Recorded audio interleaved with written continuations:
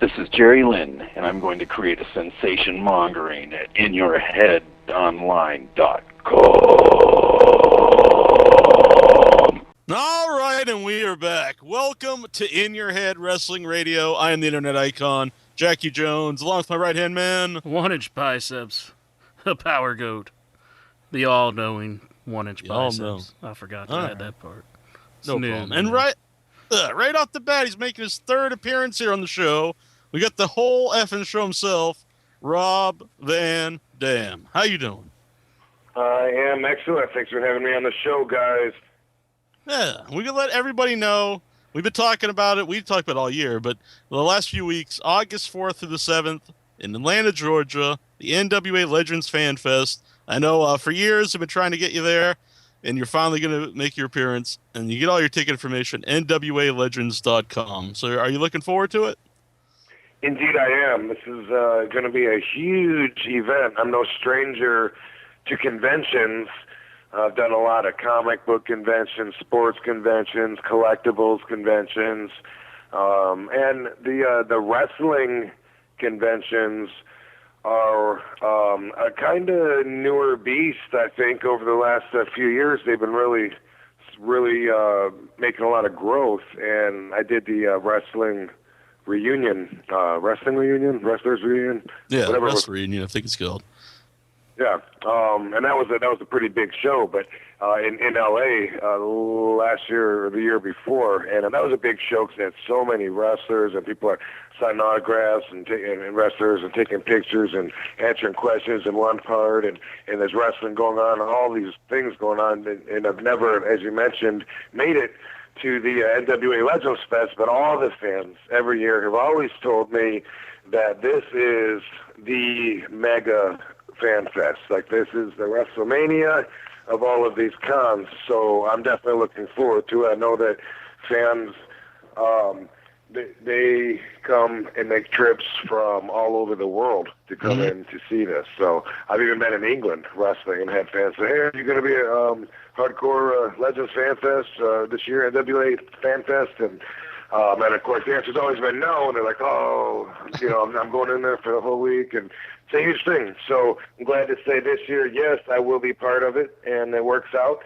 We have a pay-per-view for TNA on that Sunday, which I believe is the 7th, so I will be stopping in Atlanta on the 6th, the day before, if I have my days right, which that sounds right, and then I will be there not to wrestle, but to sign autographs, meet with the fans, take pictures, hear everyone come up and just fill my head up with all kinds of compliments that I'm used to. Exactly. Now this will be our 6th one we've gone to in a row, and you said like people come from all over the world, and I know every year there's people from Japan that come in, and they really do just fly from all over the world to come to the Fan Fest. It's always an awesome time.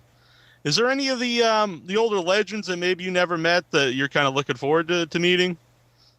I'm going to be playing that mostly by ear. I will do some homework and look at the NWA fanfest.com. Yeah, NWAlegends.com. There's a link right in the top of the website, so if you can't spell, you can just click on it. Yeah, okay. Because I've gone there by error, which is what I do. Even to get to my own website, I always go to Google and punch in RVD, right. And I go to robvanDam.com from there. And then, sadly, I go to my little icon from robvanDam.com to get to my Facebook. That's I know I'm not as hip as people that know how to use bookmarks and stuff like that. But so I don't know yet. From what I understand, like every wrestler that you've ever heard of, especially everyone that's not under contract, is going to be there as part of this huge event that is booked by the NWA, and then on top of that, there's tables and booths of what we call vendors, which are outside promoters that come in and they bring wrestlers that weren't originally even booked as part of the show, and then they bring in 2 or 3 or 4 or whatever. So you have to go to the website to look at the huge, extensive list of all the names. I saw everybody on there like that. That I can remember pretty much ever running into in the last 20 years. So it's also going to be a reunion for me. That's how it is for the guys in the pro wrestling business. Some of us are very, very, very close, like brothers. We have a lot of love for each other, but a block of time like 10 years will go by and we won't see each other, and we just bump into each other in Germany or Japan, or this year could be, here in Atlanta. So it's kind of how it goes when you work on the road and the entire world is your office. And so it's going to be very cool to have this meeting of all these wrestlers, legends, newer guys, and all the fans too as well, to meet. And it's not like just watching a show and being in the 15th row and saying, hey, I saw this guy live. I mean, at these things, it's up close and personal. Yeah. And you get a chance to come up and tell me just how awesome I'm looking on TV every Thursday night. Yeah. Actually, along those lines, when someone comes up and they might remember a specific match or an angle or something that, maybe, you don't even remember, does that make you, proud of what you've accomplished? Oh, absolutely. I'm a very proud man of everything that I've accomplished. So the recognition for it is very well received. I'm very much recognized everywhere I go, and I get asked a lot, if that bothers me. The people always want to come up to me on the streets or wherever, airport, restaurant, and get a picture with me because it's part of my everyday. But it's nothing but love. I don't understand when celebrities talk about what a pain in the ass the fans are and stuff. That's just love, and I go around and collect it all up. So this is a big source of positive energy for me. When people come up and tell me how I've impacted their life, it always feels good. One thing I hear a lot from a wide range of ages of fans is that they grew up watching me. That's something that's pretty cool too. And I get a big kick out of it when I see fans that are older than me, that are in their 50s, telling me they grew up watching me. I question the legitimacy of what they're saying, but I still get a kick out of it. Yeah. Now, we have to ask this because this happens. A match everyone had been wanting to see, the rematch for years. Jerry Lynn, Destination X. Did it live up to? Do you think it lived up to everyone's expectations? What did you think of the match? I couldn't be happier with the results that I got. It was a very good match. I enjoyed the competitive level that it reached, and I got a busted eye open for it, which is all bandaged up right now. Gotta love that. And it was, the crowd was hot, and they were just there was so much energy coming off of that, and every little thing in our match, was pretty intense. But the biggest props are, of course, backstage, and that's when everybody lets you know how much they enjoyed your match. So the timing of this was perfect because at Impact Wrestling, the office is really trying to get the younger guys to understand, how to get the match over, get the story over, get the characters over. A lot of stuff they're working on, and the match that Jerry and I had was used as a role model, and everybody from everyone, Bischoff, Hogan, Dixie, everybody actually gave me more compliments on RVD versus Jerry Lynn from Sunday night's pay-per-view than any other match since I've been with TNA. And that's saying a lot because I'm used to hearing some pretty good stuff. Yeah. Was that your first time working in the 8-sided ring? Or 6-sided ring? Well, with the exception of a match I had in Mexico about 2 weeks ago at Triple Mania. So those are the only 2 times I've ever been in a 6-sided ring. Was there any difference to it? Do you think it's better or worse for the high-flying guys, or was it just kind of the same thing for you? Well, I never really thought about it being better. I guess there was some advantages because there's more corners and the ropes, can stay a little tighter. But I prefer the traditional ring, and it was different. I've heard wrestlers say it's not really different. When you're in the ring, you don't really notice. But those guys must not use the top ropes a lot, because I noticed a huge difference. Even just being perched on the top rope, trying to hold my balance to get ready to try a 5-star frog splash, I felt like I was going to fall off the rope. And I tried earlier, like standing on the rope. And I don't even know about doing a spike moonsault. I thought about earlier, the angle in the corner is so much different that all it does make a huge factor on balancing on that rope. So the other guys that say it's no different at all must not be as observant as me, or they're just they use the top rope, or they're just full of crap. Right. You might have just bounced right out of the ring if it was really tight. I don't know. A little different, but it was cool, I guess. You know, but I prefer the traditional ring. I want the people to know what it is. You know, it's pro wrestling. It's not like some new hybrid sport or something that they gotta, you know, kind of try and figure out if they're looking at it for the first time. I appreciate them wanting to stand out, you know, with the idea of it all, but I'm glad they went back to the 4-sided ring in time for everybody to come in. Yeah, I don't want to ask you something, too, is, you know, a while ago you made a comment about being a rock star, then Kevin Nash had some words about that. Did you hear what he said, and did you have any comments on his reply to you? I did hear what he said, and I kind of thought it was funny that he called me on it, and I really didn't.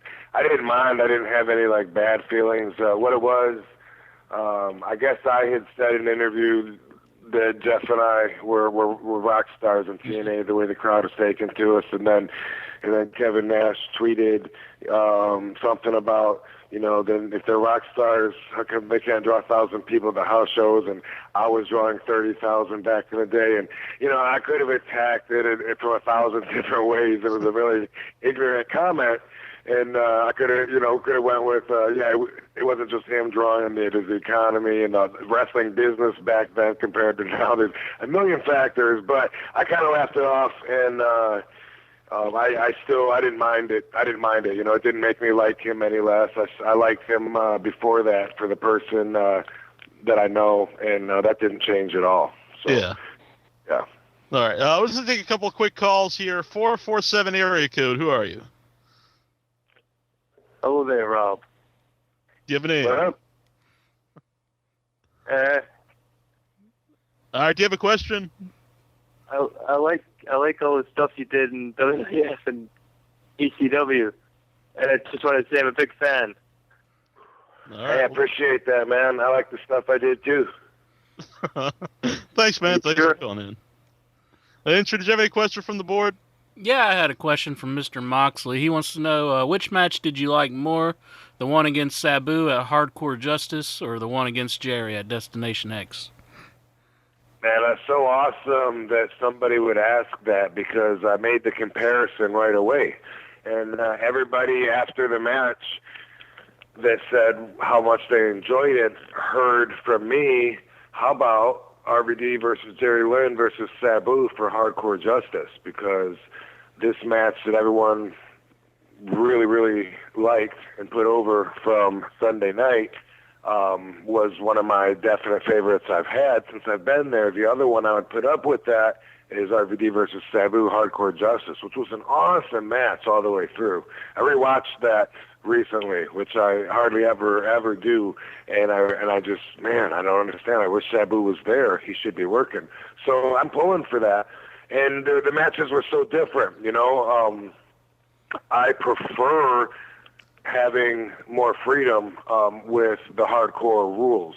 And the match with Sabu, we were allowed to do that, so there was more chairs and tables. And with the match with Jerry Lynn, we weren't allowed to do that. We had to creatively sneak the chair in and only had so much time to use it before I had to go, or we would be DQ'd. So for that factor, I'm going to say that the match with Sabu was my favorite. I'd like to see this three-way actually take place, and I think I'm going to send Vince Russo an email suggesting it. Just who knows what they have in mind. I often think nothing, but pretty good idea, I think, anyway. So that's awesome. Someone else is on that same wavelength with me. Yeah, excellent. Do you think what did you think of the whole EV 2.0 and Hardcore Justice, and just the fact that people are still remember and love the original ECW? Well, it was awesome. It was a great night. It was a great moment going into it. You know, the whole reunion and the whole feeling of bringing the ECW guys back and feeling the excitement from everybody. And then, of course, then I figured if the ratings were like the highest TNA had, then that would prove a lot, and then a lot of those guys would end up sticking around. And if they were able to draw better than some of the younger guys that have been there a lot longer, business would take over, and loyalty, has its place. But, people have to understand it's about, selling tickets to seats, So I was kind of curious to see how that would turn out, and I still don't know. I mean, I think it was one of their highest rated ones, or at least at the time, but I really don't know. A lot of times I think that I'm misdirected in my perspective of the way things are going. That just happens a lot. I thought things were going great with Jeff Hardy as a babyface, but apparently not, or you wouldn't try and turn him heel. That's just another example. Yeah. No, I want to ask too is about Paul Heyman. People are always wanting him to come into TNA. Do you think he would still be successful in wrestling? Paul is a very, very smart man, and I think that he could do it if he had the passion for it, which I'm not sure that he currently does. But if somebody gave him a position where he felt, important and needed and had the power and control to see his vision through, then, I would always bet on Paul. I wouldn't bet against him because he has been, besides such a smart businessman and creative person, he also has been the only agent, I should say, like out of my whole career that I think, or promoter, let me say that, not the agent, the only promoter out of my whole career that I think really had my best interest at heart, and also who really saw the right or the best way to utilize the whole effing show. And I don't know if it was good or not. I can't tell you if this was considered a good business venture or not. But back in 97, 98, whatever it was, when I started the television title reign, and it was the whole selling point was, look at this guy, he's amazing, he's a freak of nature. Look at these 20, 30-minute battles that he goes through with opponents that come from Japan or Mexico or other companies or whatever. We'd bring everybody in to go after that title, and I knew that I was going to give just a blowout, stellar match with whoever was coming in, and then they knew it too, and they knew they were going to get roughed up and hurt and maybe bleeding, and that was part of it. And it was awesome, and that was the spectacle that was pushed as the exhibition that we're selling. That was the ECW days, and like I said, maybe that was looked at as being a small potatoes. I don't know, but for me in my career, that's the only time that ever happened. Any other time, I feel like I'm just someone that could be like filling in a spot that another wrestler could fill. Mm-hmm. I'll be honest. I said this on the show before as a compliment for you, but I was a huge ECW fan, and I look forward to the pay-per-views every 3 months whenever they'd have them, and especially the whole thing would be great. But I always look forward, like, I'm going to see a live RVD match. It'd be long, and it'd be awesome. It just stood out like above everything else that was going on in wrestling. Yeah, well, I appreciate that, because what is my job as a pro wrestler except for to show off? That's what I get out of it. Just like when I was a kid playing on the diving board and I was doing all these crazy, extreme flips in the air and handstand on the diving board and dropping down into the splits, and I was showing off. Same thing in the ring, and I'm getting paid for it. So being the whole effing show, yeah, I got a lot more to show. You could put me out there for 30 minutes, and I'm going to enjoy the match more, and everyone else is going to enjoy the match more, but I'm not going to complain for having to do less work, Right, yeah. So that's the professionalism, and that's pretty much where we're at. But I will say this, though, about Paul Heyman. I've read, and I even seen in an interview I think they did on YouTube, a lot of Paul's message seems to be young guys, young guys, young guys, which I think WWE obviously tries to do as well. And I even heard an age range, it seemed ridiculous to me, like 22-year-olds or something like that. And I don't understand why you would want a dressing room full of green guys, because that's always been the problem since I've been in the business, is the veterans trying to teach the young guys. When I was with WWE, we used to have a meeting every week where they would tell all the green guys stuff, and it was like a waste of my time. They're telling the guys, you know, how to sell with their faces towards the crowd, and how to get more out of the move, and I'm there twiddling my thumbs because from my generation, you know, you used to have a lot more experience by the time you made it to the top. I heard Steve Kern one time in a meeting telling everybody that when he was working in WWE, the average wrestler in there, the average experience was 10 years of everyone in the dressing room. And so I'm kind of like more from that state of thinking, because I know now, as long as I've been in the business, I definitely know what I'm doing in the ring, and I think that makes me very valuable. So it's hard for me to understand why you would want to fill the whole dressing room with young guys that you're trying to coach from nothing. And I don't think the fans want to see that either. Yeah, it should. I don't think it should just be if you can do it, you can do it. Doesn't matter if you're 45, if you're 25. If people want to see you, they want to see you. Well, there's so many factors to marketability, and really that's what it is. You mentioned if they want to see you, they want to see you. I could never understand when wrestlers who are not top superstars are trying to leverage their position business-wise, trying to complain that they need more money, or they're under the misconception that if they just spend enough time putting other guys over, their time will come around. But the fact is, some of them aren't marketable at all. And if you've never sold a ticket, then how can you say that you're valuable? I mean, it's a business. Mm-hmm. Well, man, we want to thank you for coming on tonight, and we want to let everybody know it's August 4th through 7th, Atlanta, Georgia, NWA Legends Fan Fest, NWALegends.com. There's a big banner right on top of our website. You can't miss it. And are you going to break out the old Robbie V attire for maybe a photo? The old Robbie V attire, huh? Yeah. It's actually not that much different. Just take a blade, airbrush.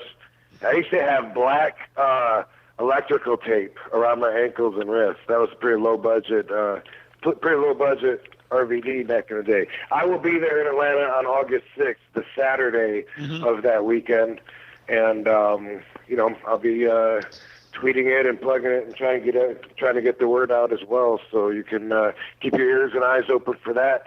And as we mentioned, every other wrestler you can think of is 95% chance they're going to be there as well. Yeah. It's they keep adding people all the time, and like you said, it's not just the main guests for the fan fest; it's all the different vendor guests. And I'm not positive on the number, but I think someone actually said there's like over 100 guests going to be there if you add in all the different vendor guests.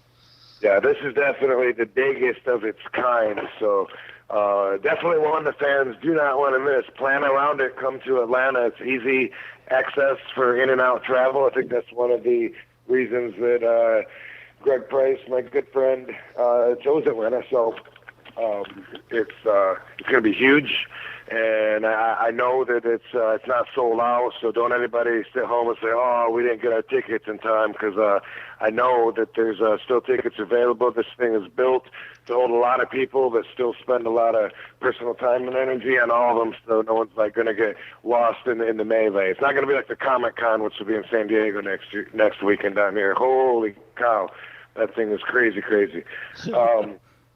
NWA Fan Fest, Rob Van Dam. Heck yeah, I'm stoked. I'll see you there. Excellent. Thank you, man. All right, thanks, dude. Yep. This is Vince Russo. You're listening to InYourHeadOnline.com.